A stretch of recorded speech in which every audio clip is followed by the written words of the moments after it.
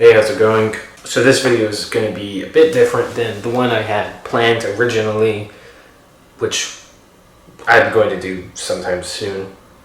But I was reading a book today and decided to read a passage from that book as the video and then talk about some things. The book I was reading was a Carl Jung book called Jung on Synchronicity and the Paranormal. So Carl Jung didn't actually write this book. It's a compilation of letters and other writings about a variety of topics, just put into one book. You know, the topics for this one being synchronicity and paranormal and parapsychology and stuff like that. There are several other books about different topics that are just compilations of letters and lectures that he wrote. So over the next few videos, we're going to be talking a lot about Carl Jung. I'm probably going to be doing a lot of reading from him, and then I'm going to hopefully elucidate some misconceptions and some kind of false ideas people have on Carl Jung. Most people I've ever talked to don't know who he is, beyond that he was a student of Freud. And most people only know him for maybe the archetypes, maybe synchronicity.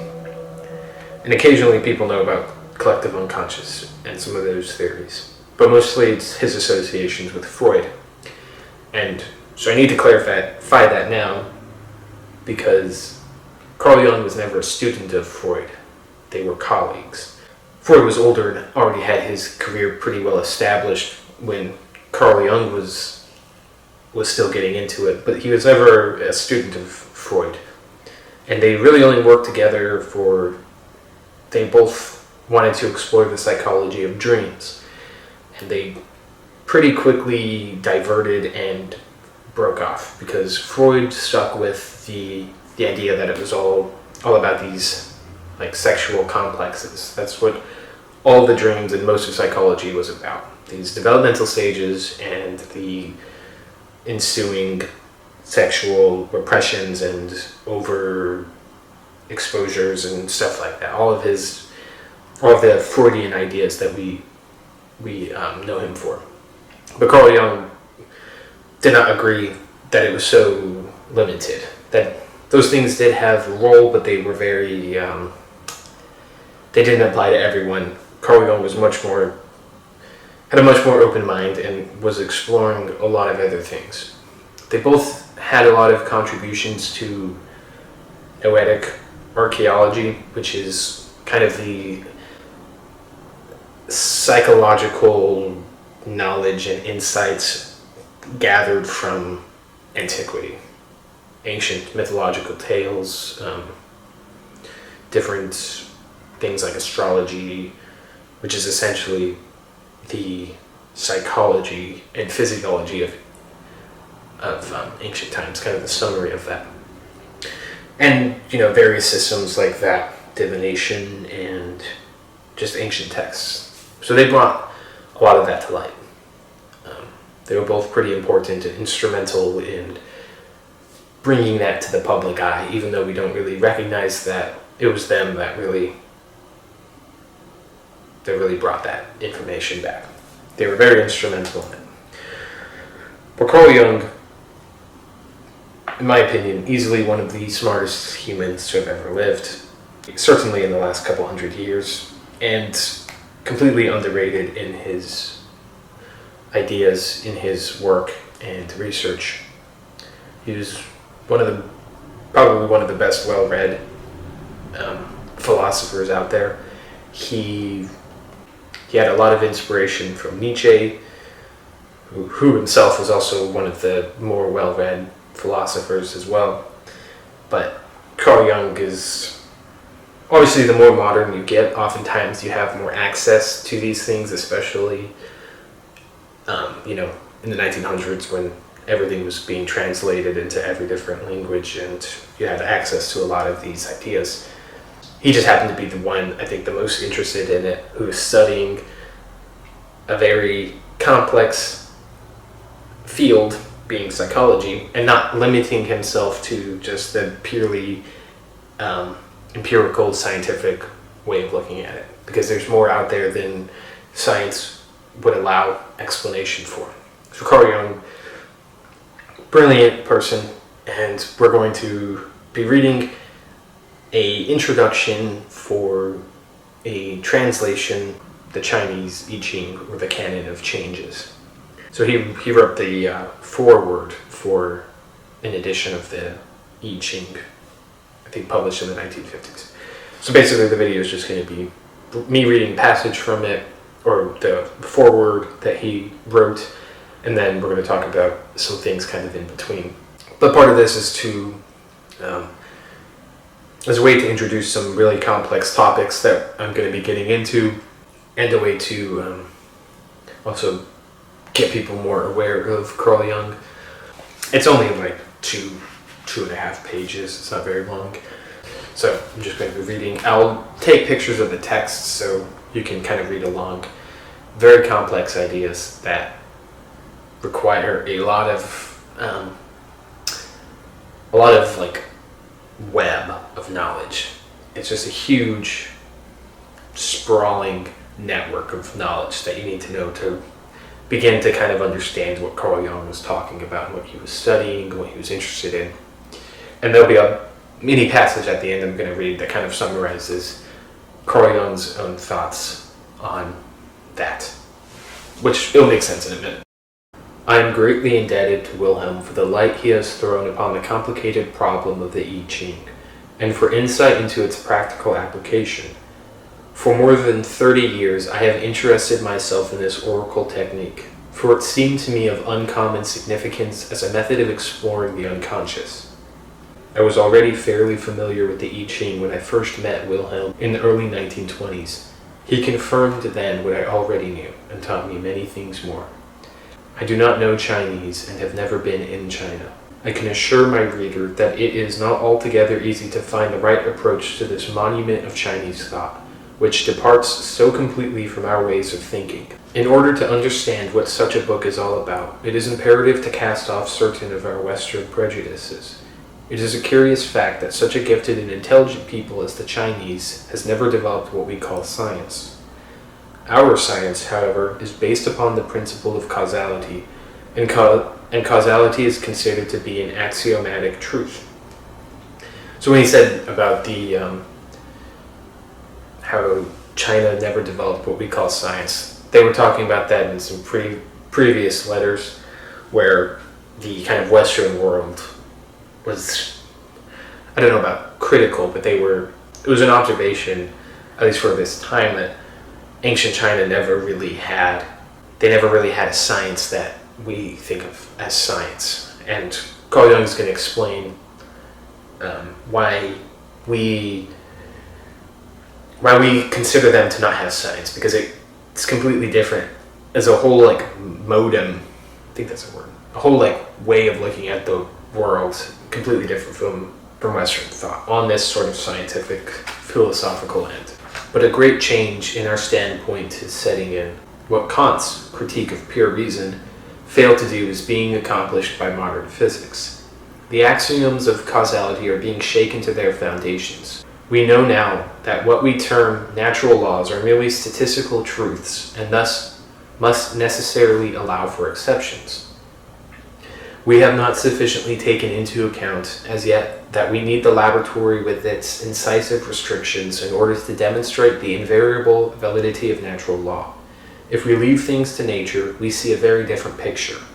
Every process is partially or totally interfered with by chance, so much so that under natural circumstances a course of events absolutely conforming to specific laws is almost an exception.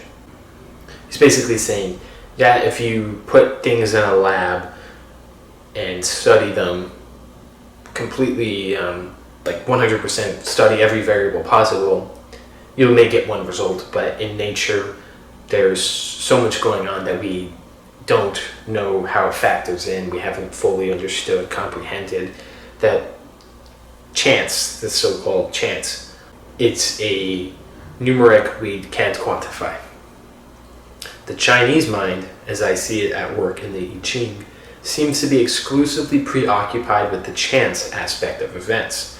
So instead of looking at what you can study, which is what we do in Western philosophy, within at least the I Ching philosophy of Chinese thought, it's not what you can study, it's what can't be studied. It's the chance element. It's the chance element that the I Ching explores. What we call coincidence seems to be the chief concern of this peculiar mind, and what we worship as causality passes almost unnoticed. We must admit that there is something to be said for the immense importance of chance. An incalculable amount of human effort is directed to combating and restricting the nuisance or danger that chance represents. If you think even in ancient times, there was so much at chance. You couldn't study whether it would rain. You couldn't be 100% sure. And even to this day, with meteorological studies, we're often wrong about that. And, whether you leave your towel out to dry on your balcony or not depends upon whether it's going to rain in that chance. And you may decide to take it in the night before because you think it might rain, but then maybe it doesn't rain. I don't know why I use that example, but just how many things can we not control, and how many things can we not control, especially maybe in ancient times, and kind of how that's progressed into our modern world. There's so much we don't know about in terms of how events play out, that we almost have a mental block on even thinking about, like, oh, it's just, maybe it will rain, maybe it won't. There's no way of knowing. We have no idea about that. Theoretical considerations of cause and effect often look pale and dusty in comparison with the practical results of chance. It is all very well to say that the crystal of quartz is a hexagonal prism. The statement is quite true insofar as an ideal crystal is envisaged. But in nature, one finds no two crystals exactly alike, although all are unmistakably hexagonal. Yeah, this is exactly what that's conveying with his example. We think of the crystalline structure forms in hexagonal shapes, but rarely, pretty much impossibly, will you ever find two quartz crystals perfectly grown symmetrically in the ideal concept of a hexagon. All of that is chance in the sense of the word, that we don't know why or how or in what degree this crystal is going to form in nature. The actual form, however, seems to appeal more to the Chinese sage than the ideal one. The jumble of natural laws constituting empirical reality holds more significance for him than a causal explanation of events that, in addition, must usually be separated from one another in order to be properly dealt with. See, what Carl Jung is saying in Western thought, we like to think of, oh, this quartz is, all quartzes are hexagons, in different deviations of that. Put a board of 10 quartz crystals, and you will say the ideal hexagon shape of the quartz is what all of these are trying to attain. So we kind of have this, the perfect, almost transcendent concept quality of an object or an idea, and then everything is kind of related to how close is it to that. Or Carl Jung's saying in the Ching philosophy that the actual individual variation of that shape is what they are interested in studying and what the I Ching is made for. The actual form, however, seems to appeal more to the Chinese sage than the ideal one. The jumble of natural laws constituting empirical reality holds more significance for him than a causal explanation of events. So he's meaning everything that led up to that specific crystal being that type of variation of hexagonal shape, That's what the I Ching's interested in. Everything that led to this formation of the quartz crystal, and not the general idea of how one event led to the other in making this quartz crystal less than the perfect model of it. The manner in which the I Ching tends to look upon reality seems to disfavor our causal procedures. The moment, under actual observation, appears to the ancient Chinese view more of a chance hit than a clearly defined result of concurrent causal chains. The matter of interest seems to be the configuration formed by chance events at the moment of observation, and not all the hypothetical reasons that seemingly account for the coincidence. While the Western mind carefully sifts, weighs, selects, classifies, isolates, the Chinese picture of the moment encompasses everything down to the minutest nonsensical detail, because all of the ingredients make up the observed moment. Thus it happens that when one throws the 3 coins or counts through the 49 yarrow stalks, these chance details enter into the picture of the moment of observation and form a part of it. A part that is insignificant to us, yet most meaningful to the Chinese mind. So in order to do the oracle, the canon of changes, you have either coins or like branches, essentially, yarrow stalks. And you divide them, and based off of how they're divided or how the coins flipped, you get one of your answers within the 64 hexagrams. But your specific division, even though it's random how the coin is or how you divide the yarrow stalks, your specific usage and experience of that oracle is significant to the moment, to the event, or the object that you're using the oracle for, which is almost completely mind-blowing to think about. That your observation of the object is a part of that object, a part of that object's existence. It's completely fascinating way of thinking, but let's move on. With us, it would be a banal and almost meaningless statement to say that whatever happens in a given moment has inevitably the quality peculiar to that moment. This is not an abstract argument, but a very practical one. There are certain connoisseurs who can tell you merely from the appearance, taste, and behavior of a wine the site of its vineyard and the year of its origin. There are antiquarians who with almost uncanny accuracy will name the time and place of origin and the maker of an object or piece of furniture on merely looking at it. And there are even astrologers who can tell you, without any previous knowledge of your nativity, what the position of sun and moon was and what zodiacal sign rose above the horizon at the moment of your birth.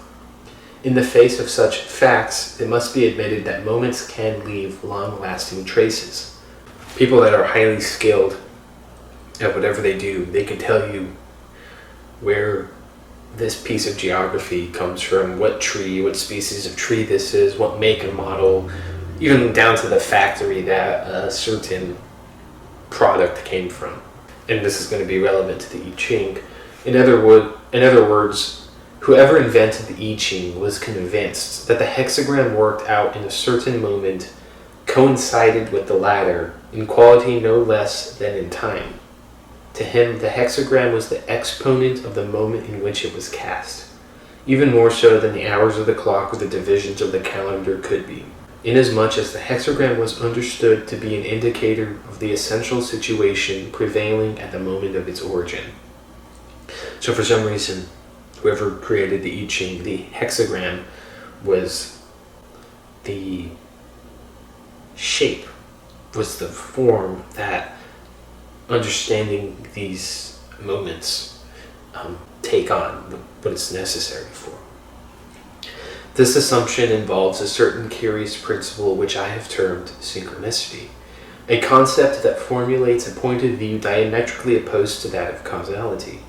Since the latter is a merely statistical truth and not absolute, It is a sort of working hypothesis of how events evolve one out of another, whereas synchronicity takes the coincidence of events in space and time as meaning something more than mere chance, namely a peculiar interdependence of objective events among themselves as well as with the subjective or psychic states of the observer or observers.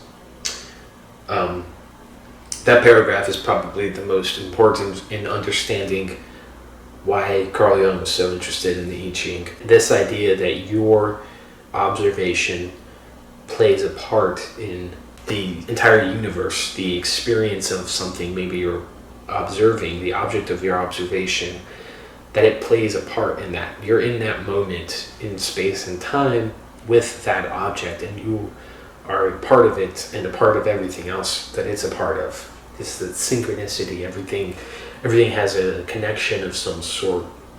And it's interesting that the I Ching is essentially a guide or a computer or a oracle in understanding how these moments affect and relate to each other.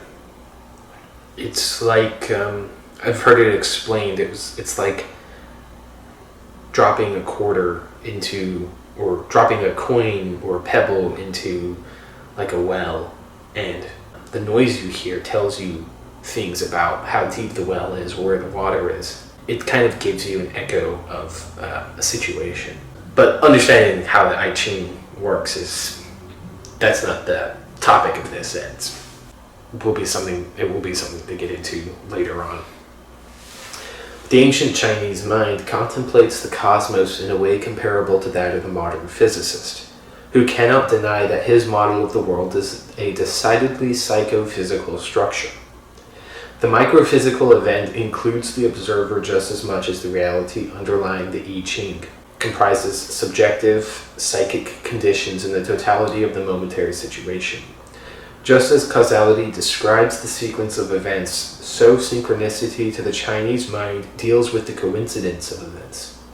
The causal point of view tells us a dramatic story about how D came into existence. It took its origin from C, which existed before D, and C in its turn had a father, B, etc. The synchronistic view, on the other hand, tries to produce an equally meaningful picture of coincidence. How does it happen that A, B, C, D all appear at the same moment and in the same place? It happens in the first place because the physical events A and B are of the same quality as the psychic events C and D, and further because all are the exponents of one and the same momentary situation. The situation is assumed to represent a legible or understanding picture.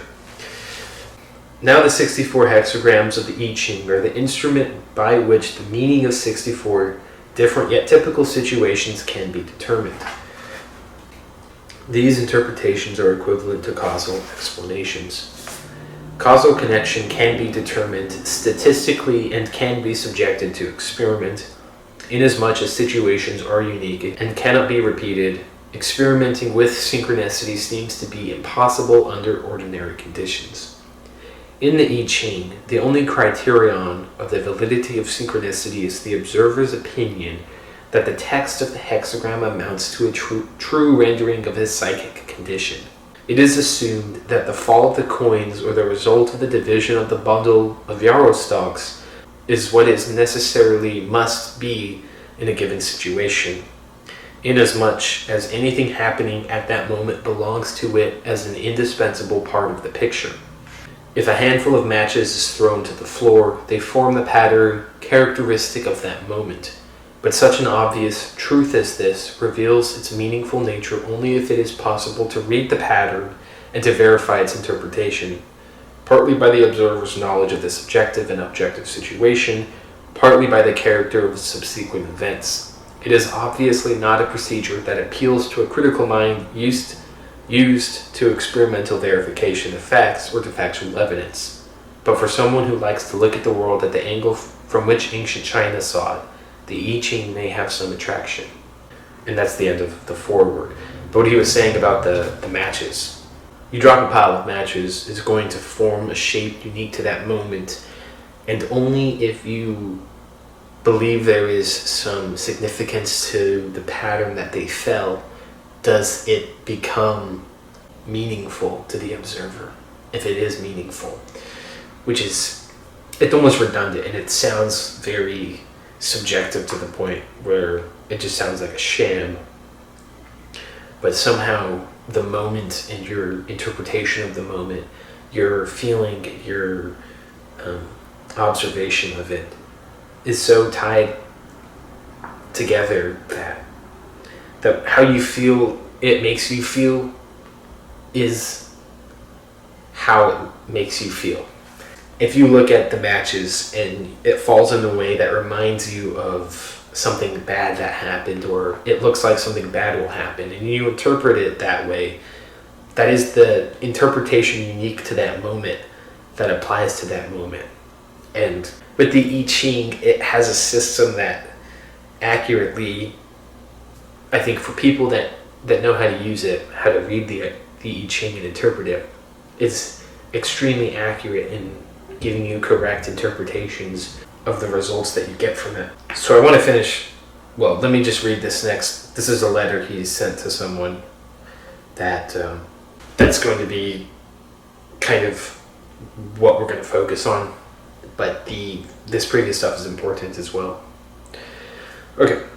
As you have found out for yourself, the I Ching consists of readable archetypes, and it very often presents not only a picture of the actual situation, but also of the future, exactly like dreams. One could even define the I Ching oracle as an experimental dream, just as one can define a dream as an experiment of a four-dimensional nature. I have never tried even to describe this aspect of dreams, not to speak of the hexagrams, because I have found that our public today is incapable of understanding. I considered it therefore my first duty to talk and write of the things that might be understandable, and would thus prepare the ground upon which one could later on explain the more complicated things. I quite agree that the I Ching symbolism can be interpreted like that of dreams. So this is exactly what I meant. People did not understand Carl Jung. People still don't understand Carl Jung. They don't understand what he was talking about, what he was trying to get into, his really high-level complex stuff. And rightly so, it went over everyone's head, at least, the public. This is why we don't know about these things. This is why they're not like household topics. Like you'll talk about, I don't know, the meaning of life or religion or things of that nature, but very rarely do people really get into dreams or to things like the I Ching that are systems and ways of thinking that are divinatory, but also are structured and personable. We're almost afraid to even consider this stuff because it makes you sound fringe or pseudoscience. At the same time, it's just being perhaps skeptical. So Carl Jung has laid the groundwork. That's what he was saying.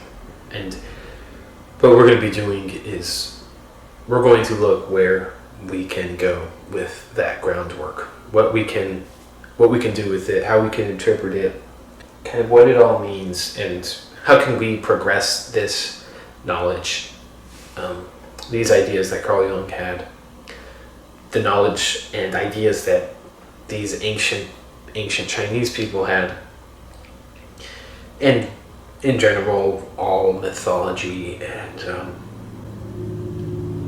and schools of thought. That's what we're interested in looking at, that sort of noetic archaeology.